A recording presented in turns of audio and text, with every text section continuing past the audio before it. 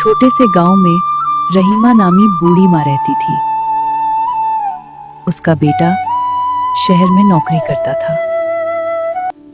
शुरू में हर हफ्ते फोन आता, खत आते और कभी कभार पैसे भी भेज देता। माँ हर रात दरवाजे पर एक छोटा सा मिट्टी का चिराग जलाती है और खामोशी से दुआ मांगती है, ऐ अल्लाह, मेरा बेटा ठीक हो, जल्दी वापस आ जाए।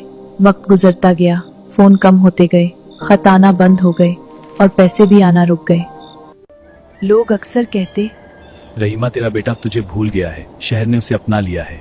लेकिन माँ और आहिस्ता से कहती, नहीं भाई, मेरा बेटा जरूर आएगा। एक सर्द रात थी, बारिश हो रही थी। माँ ने जैसा मामूल था चिराग जलाया, मगर इस रात तेल खत्म था। लो जलती रही, फिर बुझ गई। माँ ने चिराग को अपने हाथ में लिया, आंखें बंद की और आहिस्ता से बड़बड़ाई, बेटा आज आखिरी रात तो ना आया तो ये चिराग कभी नहीं जलेगा। अगले दिन सुबह सवेरे गांव में अचानक शोर मच गया। एक टैक्सी आकर रुकी और उसमें से एक जवान उतरा। उसके कपड़े मेले थे, चेहरा थका हुआ था, लेकिन उसकी आंखों में आंसू थे। वो सीधा माँ के घर की तरफ भागा।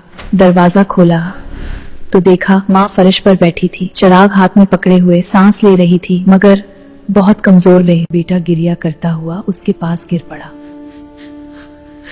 बेटा तू आ गया। चिराग बुझ गया था, मगर तेरी याद ने उसे जलाए रखा था। बेटा रोते हुए बोला, माफ कर दो। शहर में नौकरी मिली, पैसे आए, दोस्त बने, पार्टियां हुई। अमीम, जब सब कुछ खो दिया, नौकरी गई, दोस्त छोड़ गए, तो याद आया कि असल दौलत माँ की दुआ है। मैं गुनाह हूँ।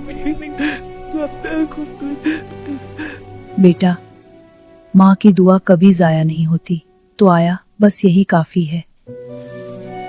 उस दिन के बाद बेटा माँ के साथ ही रहा।